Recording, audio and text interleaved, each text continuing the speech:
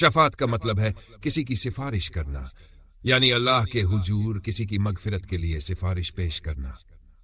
قرآن کہتا ہے من جاء الذی یشفع عنده الا باذنہ، کون ہے جو اللہ کے پاس سفارش کرے مگر اس کے حکم سے، یعنی شفاعت کرنے کا حق صرف اللہ کے حکم سے ہے۔ نبی کریم کو اللہ تعالی نے سب سے زیادہ شفاعت کا حق دیا ہے، اسی کو مقام محمود کہا جاتا ہے۔ قیامت کا دن سخت دن ہوگا، لوگ پسینے میں ڈوبے ہوں گے، ہر شخص اپنی نجات کی فکر میں ہوگا۔ تمام انبیاء سے سفارش کی درخواست کی جائے گی، حضرت آدم علیہ السلام، نوح علیہ السلام، ابراہیم علیہ السلام، موسیٰ علیہ السلام، عیسیٰ علیہ السلام، لیکن ہر ایک فرمائیں گے نفسی نفسی۔ پھر سب نبی کریم ان کے پاس آئیں گے، آپ صلی اللہ علیہ وسلم اللہ کے حضور سجدہ کریں گے اور ایسی حمد و ثنا بیان کریں گے جو آج تک کسی کو نہ آئی۔ تب اللہ فرمائے گا یا محمد ارفع رأسک سل تعطیٰ واشفع تشفیٰ، اے محمد سلام اپنا سر اٹھائے، مانگیے آپ کو دیا جائے گا، سفارش کیجیے آپ کی سفارش قبول کی جائے گی۔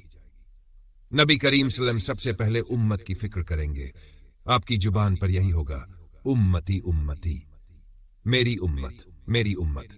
آپ کی شفاعت سے بے شمار گناہ گار اہل ایمان جہنم میں جانے سے بچ جائیں گے، کچھ کو بغیر حساب کتاب کے جنت میں داخلہ ملے گا، کچھ کے گناہ معاف ہو جائیں گے، کچھ مسلمان ایسے ہوں گے جن کے گناہ بہت زیادہ ہوں گے، وہ جہنم میں چلے جائیں گے، لیکن وہ ہمیشہ کے لیے جہنم میں نہیں رہیں گے، کیونکہ اللہ نے ان کے دل میں ایمان کا نور رکھا ہوگا۔ نبی صلی اللہ علیہ وسلم بار بار اللہ سے عرض کریں گے یا رب میری امت میری امت۔ احادیث میں آتا ہے کہ نبی صلی اللہ علیہ وسلم جہنم کے دروازے پر کھڑے ہو کر اپنی امت کو تلاش کریں گے۔ صحیح بخاری و مسلم کی احادیث کے مطابق رسول اللہ صلی اللہ علیہ وسلم فرماتے ہیں میری شفاعت ان اہل کبائر کے لیے ہے جو میری امت میں سے ہیں۔ آپ صلی اللہ علیہ وسلم جہنم سے ان لوگوں کو نکلوائیں گے جن کے دل میں ایک رائی کے دانے کے برابر بھی ایمان ہوگا، پھر دوبارہ سفارش کریں گے، ان کو بھی نکلوائیں گے جن کے دل میں ایک ذرے کے برابر ایمان ہوگا، یہاں تک کہ وہ لوگ بھی نجات پائیں گے جنہوں نے بس لا الہ الا اللہ کہا تھا مگر گناہوں میں ڈوبے رہے۔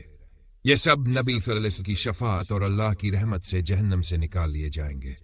رسول اللہ صلی اللہ علیہ وسلم بار بار اللہ سے عرض کریں گے۔ احادیث میں ہے کہ آپ صلی اللہ علیہ وسلم کئی بار سجدے میں جائیں گے اور ہر بار ایک جماعت کو نکلوائیں گے۔ آپ کی امت جہنم سے ایسے نکالی جائے گی جیسے لوگ اندھیری رات میں چمکتے ہوئے ستارے دیکھتے ہیں۔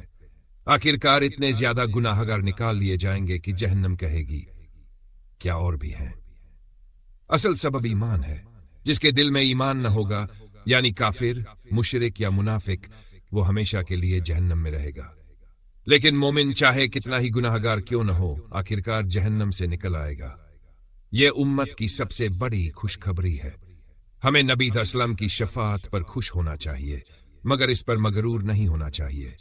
اگر ہم گناہوں میں ڈوبے رہے اور توبہ نہ کی تو جہنم کی سختی کو سہنا پڑے گا، اس لیے دنیا میں توبہ، نماز، روزہ، صدقہ اور نیک اعمال سے اللہ کا قرب حاصل کرنا ضروری ہے، اور ہر وقت یہ دعا کرتے رہیں اللہم اجلنا من امتی محمد صلی اللہ علیہ وسلم وحشرنا تحت لوائہ واسقنا من حوضہ وادخلنا الجنۃ بشفاعتہ۔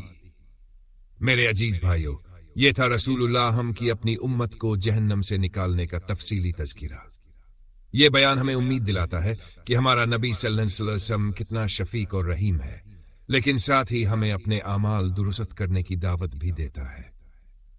اب یہ پورا مٹیریل اردو اچارن کے ساتھ دیوناگری میں ہے۔